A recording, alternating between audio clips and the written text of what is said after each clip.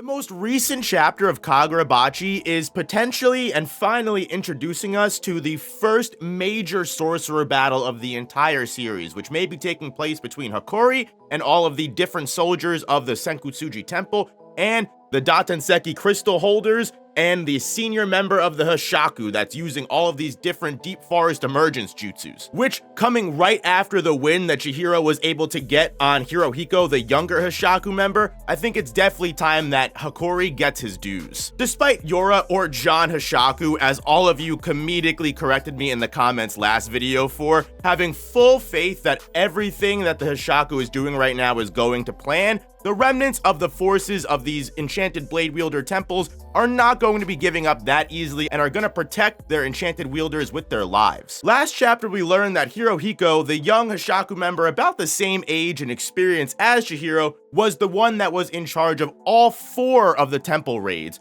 all in hopes of John Hishaku developing Hirohiko's intelligence and his character using real-time battle as opposed to logic and studying inside of a room, which is just a subtle way of reminding everyone that there are still 2 more temples that we haven't even touched base with. We're so focused on Iruha's temple and the Senkutsuji temple, where we know all of the Kamunabi and Hishaku forces are currently centered on right now. But either way, all of this commotion is acting as enough of a distraction for the Hishaku to supposedly just safely transport 2 enchanted blades on paper cranes that Hirohiko is using to slowly just get them to the people that the Hishaku is planning on turning into enchanted blade wielders and forming a contract with them after they kill either Iruha or Samura. Which is just crazy that 2 of the most powerful weapons of all time can just casually get Amazon drone lifted to these locations. And it's mostly just because the Hishaku know that as soon as the enchanted blade wielders are dead, they can take their plan into action. So as long as they can get the blades to where they need to go, who cares how long it takes to kill the other swordsman? Not for nothing, it seems like from Yora's main conversation that their primary goal is acquiring the wielder of Magatsumi or the Shinuchi, because that's why they don't have to take all of this seriously. Not only is this just a training exercise for Hirohiko at the end of the day, if they fail, their whole goal hasn't even been attempted yet. Especially when what may be their trump card or may not be their trump card, the older Hishaku sorcerer that we met all the way back in chapter 1 fighting in Senkutsuji Temple opposing Samura Seiichi, it's gonna be tough for anyone in the Senkutsuji Temple to do anything, because as we're quickly able to see, the controlling of trees and vines, which is definitely similar to a Senju jutsu from Naruto, the Hishaku sorcerer is just easily able to surround the entire temple with all of his magic and is just sitting back letting his Datenseki warriors just fight Samura and wear him down until he can get a kill shot. And despite Samura's advanced senses and smell, the Hishaku are well aware of the legendary wielder they're going up against right now, which is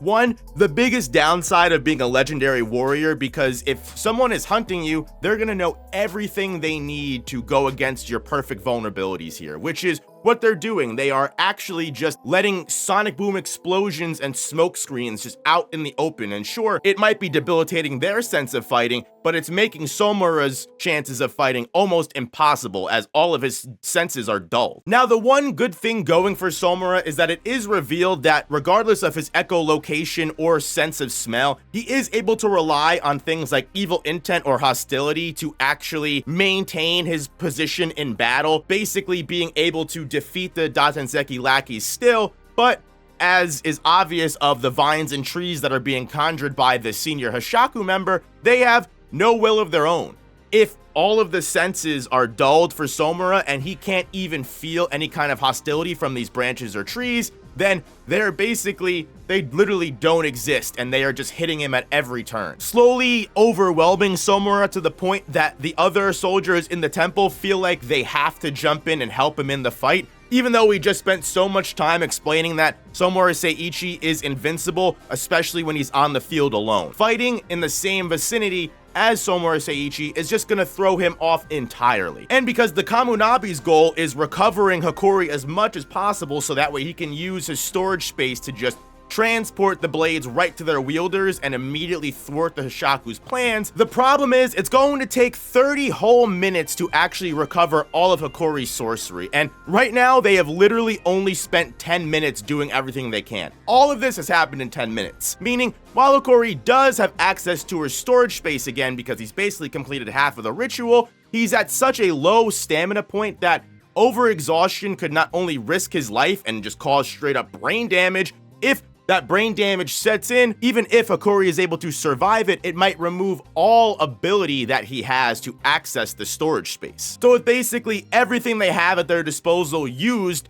they have no choice but to send in their last resort, a special task force called the Makazumi. As previously mentioned, Seiichi Somura's blind nature just makes fighting with him on the battlefield very disadvantageous as well as dangerous. Because of all the familiar smells and sounds of his friends also crowding the fight and the fact that he has to focus on his enemies, he's not only able to have a struggle of finding out who is who and who's friend from foe, but because all of this shit is going on, he literally just cannot figure out how to fight. And as we see with Iruha later in the chapter, Samura almost decapitates Iruha on sight as soon as he enters the battle if Iruha wasn't correctly attuned to Seiichi's fighting style, which is, all things being said, a cute little reveal that Iruha actually owes his own badassery to Samura's sword style. It's revealed that they both are students of the EI White Purity style sword technique, which is the exact reason that why Iruha, despite lacking all that ninja training the Mikazumi has,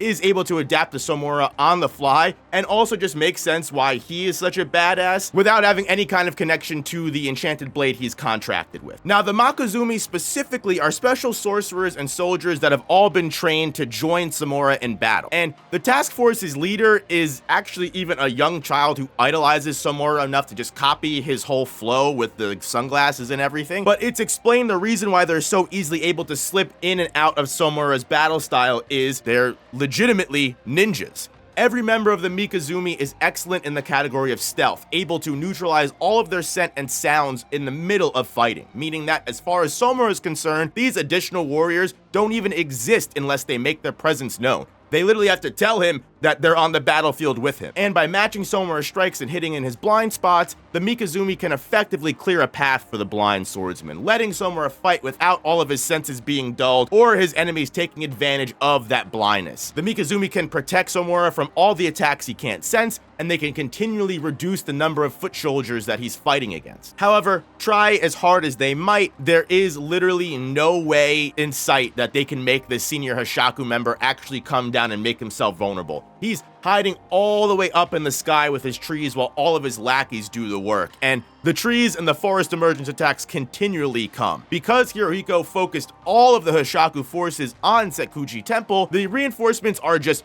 never ending, making Somura and the Mikazumi fight in a battle of attrition that they are actually slowly just beginning to lose, because no matter how hard they keep fighting, there's no end in sight to all of these different people, and the vines and trees don't help at all. Now, this is a good and bad thing. Obviously bad because the fact that the senior Hishaku member is able to encompass this entire temple with his sorcery, as well as having an unlimited number of Datenseki warriors to fight Somura with. It does, on the good side of things, mean that if Hikori, Iruha, and Samura are actually able to escape amongst all of these distractions, they can genuinely get away, because if you remember, everything they have, the Hishaku right now, is focused on Sekutsuji Temple. If they can just keep them fighting in Sekutsuji Temple while all three of our VIPs are well on their way out of here, then we may just be able to get out of this situation with at least one of our enchanted blade wielders alive. Because again, remember, despite Hirohiko having no arms, he is transporting the two enchanted blades, and John Hishaku did all of this for Hirohiko to have an awakening almost. So it wouldn't surprise me if at least one of these warriors, as sad as it would be, dies in this exchange of an arc. But what's scary to think about is if this senior Hishaku member is not the trump card that Yora was speaking about, which I literally would not put past a man that was willing to bounce back and forth on a horsey while plotting world domination. And if that's the case, they actually may be one step ahead of us already. But as the remaining soldiers of Senkutsuji attempt to create a teleportation mandala that will be able to get the two sword bearers and Hikori out of Senkutsuji Temple to hopefully just try and recover his sorcery elsewhere, Hikori finds it despicable that everyone here, even the low-level servants and soldiers, are risking their lives, yet he himself hasn't risked his life once this entire arc. And it's time for that to change, at least according to him. Despite the potential loss of his sorcery forever being held over his head, Hikori's willing to take that chance if it means putting that same amount of heroic effort on the line that all of these low-level foot soldiers are being willing to do for Somura. And after a Chihiro victory over Hirohiko, or at least a temporary victory depending on what happens with this bro's arms, it is nice and it should be customary to give Hikori, the Deuteragonist, his shining moment of this arc and let him go head-to-head with this senior veteran Hishaku member, sorcery to sorcery. Now, it's gonna be interesting because the senior Hishaku member is obviously taking a backseat approach to this fight. And with Hikori's speciality of sorcery, he is kind of all about teleportation, transportation, all of those different things. So he can also act in the background, and it will really become a chess fight between two intelligent warriors. The young new sorcerer with an OP magic ability, and the old veteran experienced sorcerer who is pretty strong, but might not have the same OP advantage that Hikori does. Who's gonna win? Is this Hikori's moment? Are we gonna actually see this big time Hishaku member lose? I doubt it, but I'm still excited to see what the heck is gonna happen in this fight to come. But most importantly, I hope you guys enjoyed this video, and thank you so much for watching to the very end. If you haven't already, comment down below and let me know what you guys think what's gonna happen in the future chapters. Make sure you hit the subscribe button if you haven't already so you don't miss any future Kagurabachi videos. Hit that like button, and I will see you guys all in the next one. Check out the main channel if you want some more video essay type content. Peace.